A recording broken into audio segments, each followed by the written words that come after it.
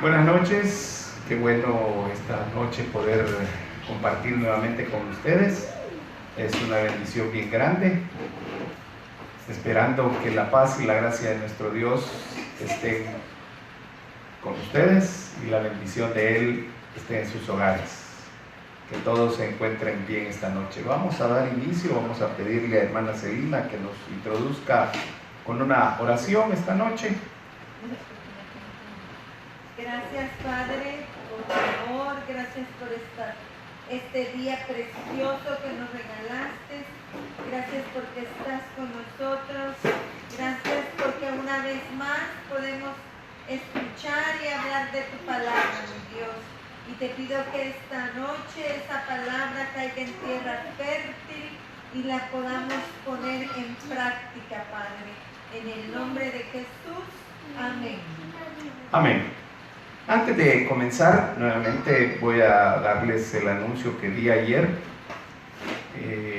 Para todos los que nos escuchan, la iglesia, el local de la iglesia se va a aperturar el día domingo 20 de septiembre.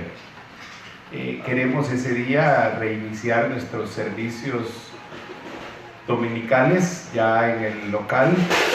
Así es que dentro de 3 domingos prácticamente nos estaríamos reuniendo otra vez. Eso sí, vamos a tener que observar todas las medidas de seguridad para prevenir el COVID. Cada quien deberá llevar su mascarilla. Vamos a tener ahí un líquido desinfectante para los zapatos, un líquido desinfectante para las manos y el cuerpo. Vamos a guardar el distanciamiento y entonces tenemos que hacer ciertas evaluaciones para poder ver por el espacio cuántas personas podrían estar. Si pudiésemos estar todos en un solo servicio, pues sería muy bueno. Y si no, pues vamos a tener que tomar alguna medida de hacer 2 servicios el día domingo en la mañana. Pretendemos inicialmente no estar demasiado tiempo reunidos, así es que como hemos estado haciendo los domingos, igual va a ser ese día, el tiempo va a ser más corto que lo que siempre acostumbrábamos a estar cuando nos reuníamos físicamente. Así es que yo le pido un poquito de paciencia, ya va a llegar el día. Y para los que han estado preguntando dónde queda la iglesia, porque nos han preguntado, la iglesia está ubicada en la primera calle Oriente y 23 Avenida Sur. Sí, así es. Es de esquina.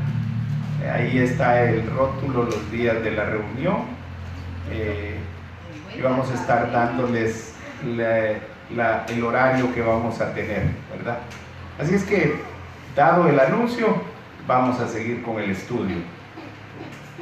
Estábamos viendo la autoexistencia y la autosuficiencia de nuestro Dios. Habíamos comenzado el jueves pasado a hablar sobre este tema, que es bastante interesante e importante, y habíamos dicho de que Dios no necesita de nada ni de nadie, ¿verdad?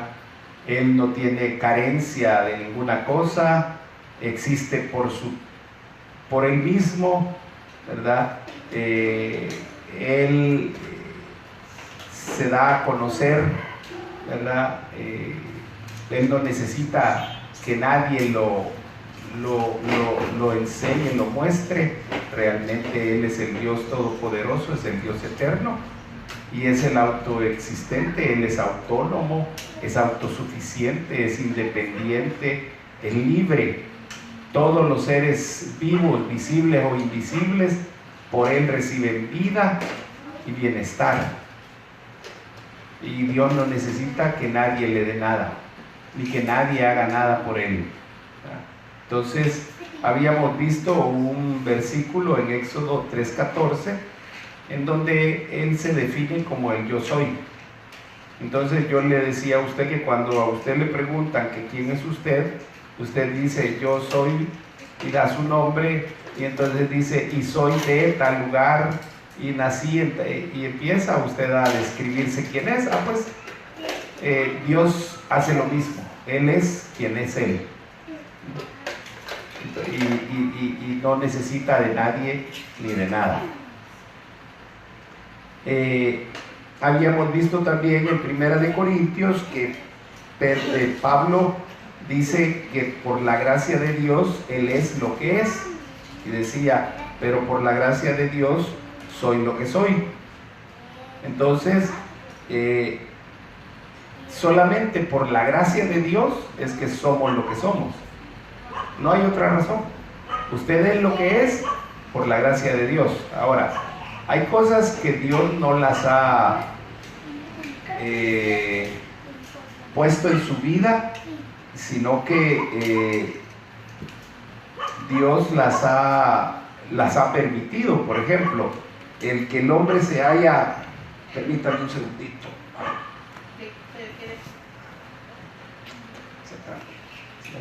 Que me está acabando la batería.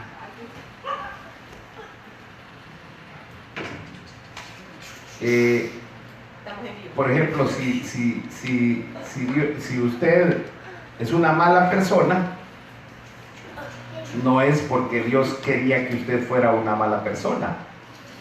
Dios lo hizo a usted bueno. Dios no hizo nada malo. Todo lo que Dios hizo, dice la palabra en Génesis, y vio Dios que todo lo que había hecho era bueno. ¿Verdad? Cuando Él hizo al hombre, lo hizo bueno. Ahora, que nosotros hayamos salido pícaros, tendencieros, malcriados, y todas las cosas que teníamos antes de venir a los pies de Dios, era por causa del pecado, y el pecado no lo hizo Dios. El pecado se generó porque vino la maldad, y la maldad se genera porque el mal abunda porque el bien no actúa. Y no es que Dios no actúe, pero Dios es un caballero. Entonces, cuando Pablo está diciendo que Él es lo que es por la gracia de Dios, está diciéndolo ya en su vida nueva, no en su vida pasada, porque Dios no tuvo la culpa de que Pablo fuera quien persiguiera la iglesia, que fuera fariseo de fariseo, que fuera un hombre orgulloso, altivo, y todo lo que podemos ver de Saulo.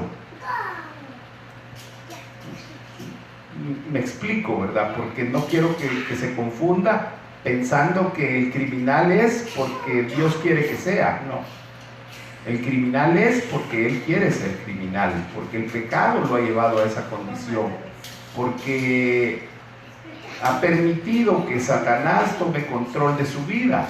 Pero cuando nosotros venimos a la vida en Cristo, entonces le permitimos a Dios, a través de Jesucristo, darnos vida, a través del Espíritu Santo regenerar nuestra vida. Entonces nuestra vida va cambiando, y eso es lo que Pablo estaba diciendo con esa afirmación. Pero por la gracia de Dios soy lo que soy, y su gracia para conmigo no resultó vana. Oiga, o sea, no fue en vano el trabajo de Dios, sino que hubo un cambio en la vida de Pablo. Y eso es lo que Dios está haciendo en la vida de cada uno de nosotros. Entonces, veamos algunos versículos para ver qué nos enseñan de la autoexistencia y de la autosuficiencia de Dios, y qué atributos nos demuestran de la grandeza de Dios. Veamos entonces el Salmo 36:9. Dice el Salmo 36:9: porque en ti está la fuente de la vida, en tu luz vemos la luz. Aquí hay dos cosas que hay de Dios, de su autosuficiencia y de su autoexistencia. ¿Quién genera vida? Pregunto, ¿quién genera vida? Dios. O sea, como seres humanos no generamos vida. O sea, en el sentido de que es Dios quien nos da vida. Y a través de esa vida, cuando se junta el hombre y la mujer, se vuelven pareja y forman una familia, forman una pareja. Entonces, Dios nos ha dado parte de nuestra esencia, de nuestro ADN, de nuestro organismo, es tener elementos que al combinarse se produce una nueva vida, como nosotros le llamamos, ¿verdad? Porque es algo nuevo. Pero realmente quien genera la vida es Dios. Porque si Dios no estuviera en ese asunto, aunque llegaran 100,000 espermatozoides y hubieran 40,000 óvulos, y si Dios no permite que se fecunden, no se fecundan y no hay vida. Entonces el generador de la vida es Dios. Por eso dice este versículo: en ti está la fuente de la vida. Entonces quiere decir que a Dios nadie le da vida, pero Él da vida a todos. Y por otro lado dice: y en tu luz vemos la luz. Entonces, ¿quién genera la luz? Dios. No hay ningún otro ser luminoso. Los demás proyectamos una luz que no es propia. Por ejemplo, nosotros, los hijos de Dios, tenemos una luz. La gente del mundo dice que tiene un aura.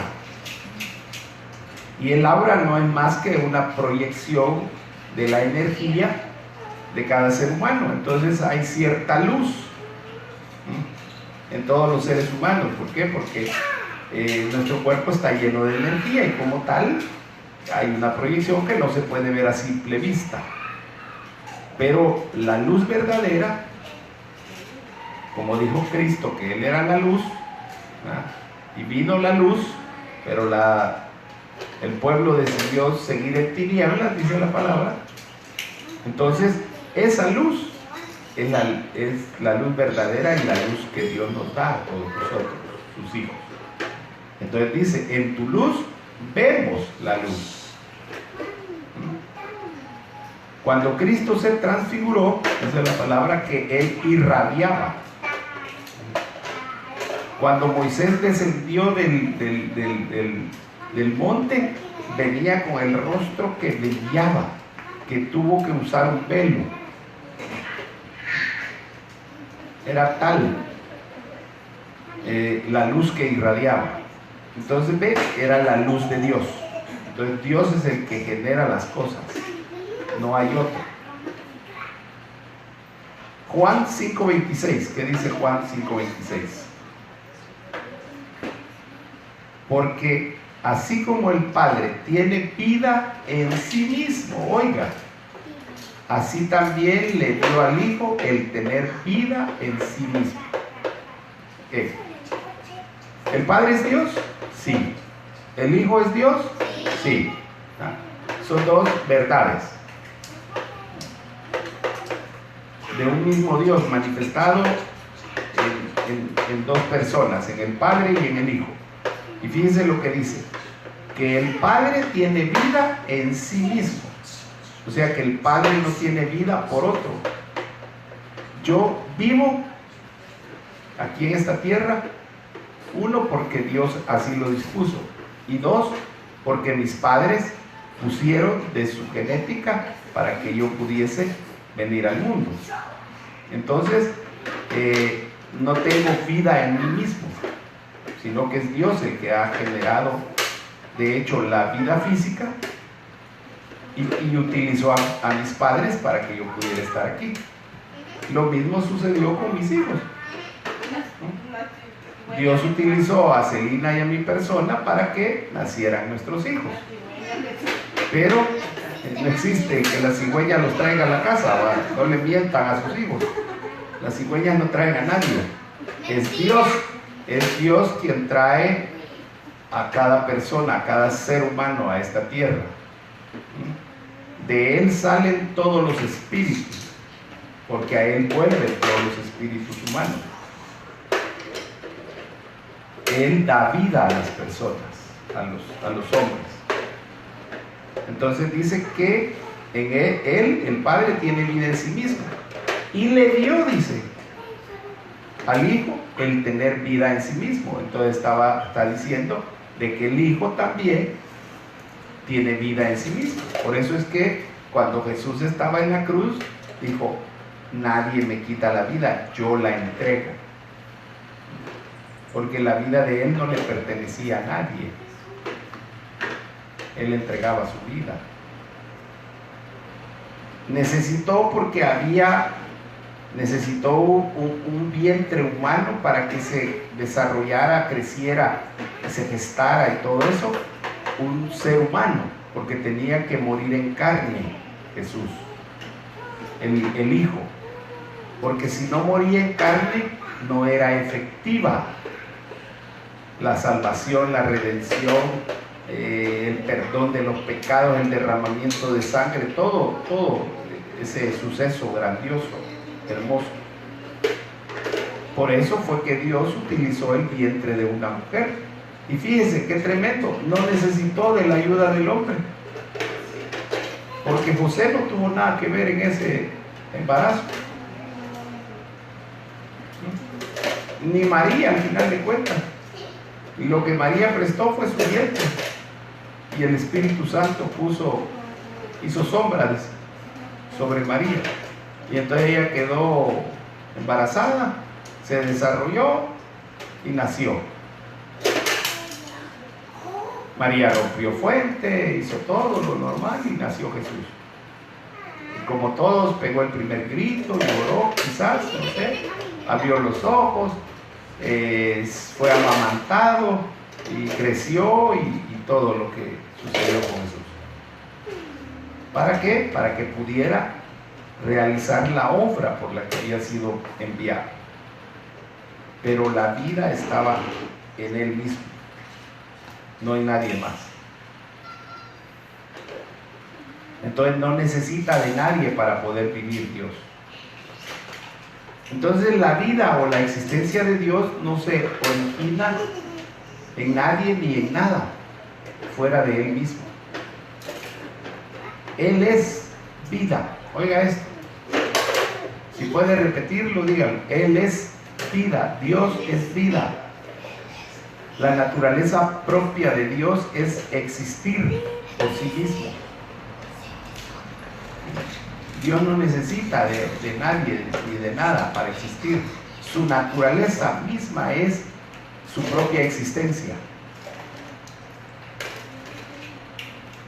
La existencia de todo lo demás, de lo que es visible, de lo que es invisible, de lo que es animado, de lo que es inanimado, depende de Dios. Nadie puede decir que puede crear vida. El hombre ha llegado a clonar, pero no a crear vida.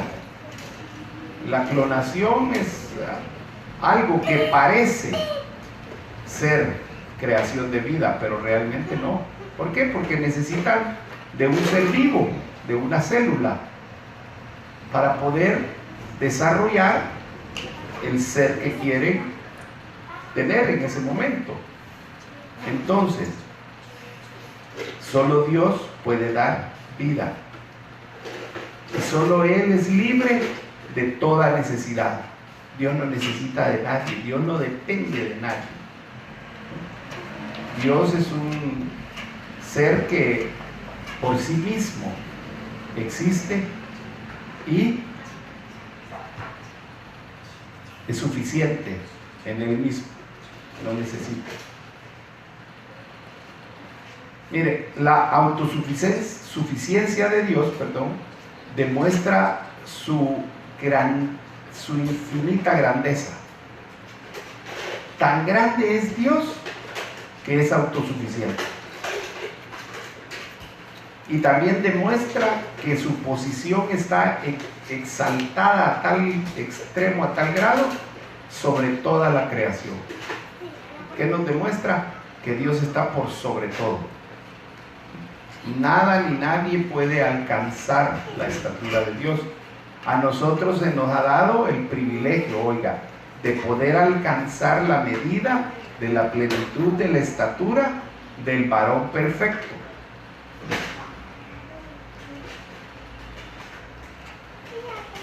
pero nadie puede llegar a ser como Dios. Todas las cosas dependen de Él para su propia existencia. Pero Él no depende de nadie. Si usted me acompaña, aquí vamos a hacer una lectura un poco extensa.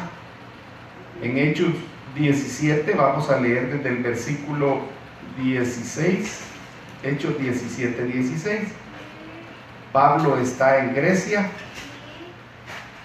en la parte de Atenas. Estaba esperando a Silas y a Timoteo. Y entonces empieza el relato así. Mientras Pablo esperaba en Atenas a Silas y Timoteo, se indignó mucho al ver que la ciudad estaba llena de ídolos. ¿Qué tenían los atenienses?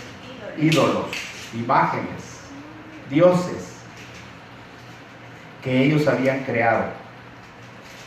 Por eso discutía en la sinagoga con los judíos y con otros que adoraban a Dios, y cada día discutía igualmente en la plaza con los que ahí se reunían. Llegaba gente de diferentes doctrinas, intelectuales, comerciantes, mucha gente llegaba. Y dice, también algunos filósofos epicúreos y estoicos comenzaron a discutir con él. Unos decían, ¿de qué habla este charlatán? Oiga, ¿cómo se referían a Pablo? Charlatán, le decían. ¿Por qué le decían charlatán? Porque no entendían lo que él hablaba. Y como no lo entendían, entonces ofendían. Entonces cuando a usted lo ofenda, no se preocupe. Simple y sencillamente no lo entienden.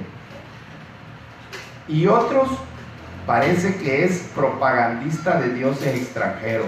Mire, propagandista dice esta versión, ¿sí? Que le hacía propaganda pues a otros dioses que ellos no tenían. Esto lo decía porque Pablo les anunciaba la buena noticia acerca de Jesús y de la resurrección. Entonces lo llevaron al Areópago. Este era un lugar especial de discusión de los muy inteligentes, de los sabios, y le preguntaron, ¿se puede saber qué nueva enseñanza es esta que tú nos traes? Pues nos hablan de cosas extrañas y queremos saber qué significa. Les interesó. Y es que todos los atenienses, como también los extranjeros que vivían allí, solo se preocupaban de oír y comentar las últimas novedades. Era gente bien buscadora de noticias actuales. Pablo se levantó en medio de ellos en el Areópago y les dijo, atenienses, por todo lo que veo ustedes son gente muy religiosa. Mire cómo comienza. Pues al mirar los lugares donde ustedes celebran sus cultos, he encontrado un altar que tiene escritas estas palabras, a un Dios no conocido. Pues bien, lo que ustedes adoran sin conocer es lo que yo vengo a anunciarles. El Dios que hizo el mundo y todas las cosas que hay en él, el Señor del cielo y de la tierra, no vive en templos hechos por los hombres, ni necesita que nadie haga nada por él, pues Él es quien nos da a todos la vida, el aire y las demás cosas. Oiga, ¿cómo les digo? No necesita que nadie haga nada por Él, pues Él es quien da a todos la vida, el aire y las demás cosas. De un solo hombre hizo Él todas las naciones, para que vivan en toda la tierra, y les ha señalado el tiempo y el lugar en que deben de vivir, para que busquen a Dios y quizás, como a tientas, puedan encontrarlo, aunque en verdad Dios no está lejos de cada uno de nosotros. Porque en Dios vivimos, nos movemos y existimos. Como también algunos de los poetas de ustedes dijeron, somos descendientes de Dios. Siendo pues descendientes de Dios, no debemos pensar que Dios sea como las imágenes de oro, plata o piedra que los hombres hacen según su propia imaginación. Dios pasó por alto en otros tiempos la ignorancia de la gente, pero ahora ordena a todos en todas partes que se vuelvan a Él.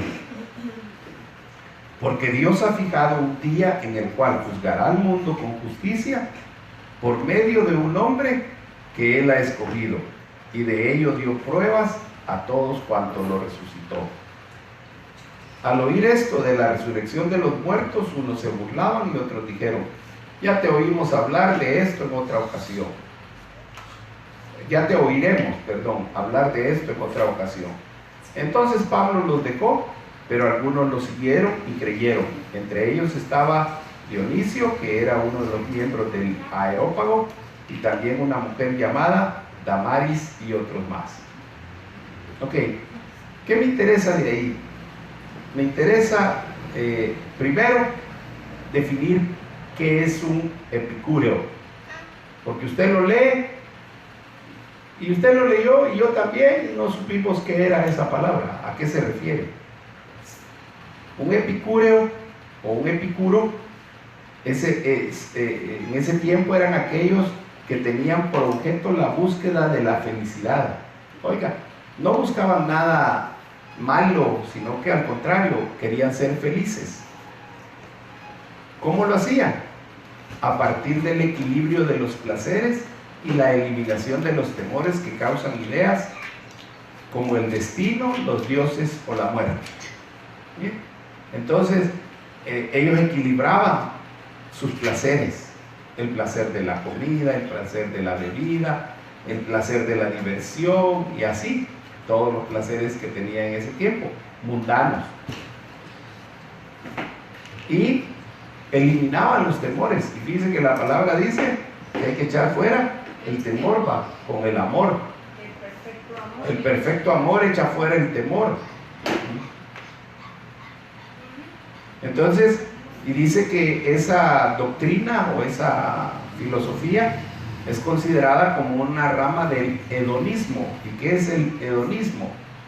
El hedonismo es una doctrina moral de la búsqueda del placer simple y natural, que puede asociarse con el bien evitando el dolor.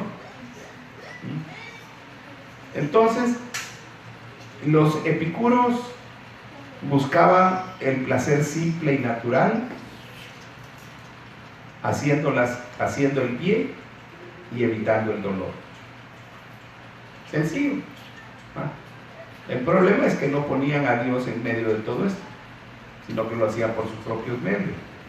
¿Y quiénes eran los estoicos? Que eran los otros que estaban ahí. Eran otros filósofos. Estos practicaban la doctrina del dominio de las pasiones. Habían llegado a tal grado de conocimiento que podían dominar sus pasiones. Pablo le decía a Timoteo: aléjate de las pasiones juveniles.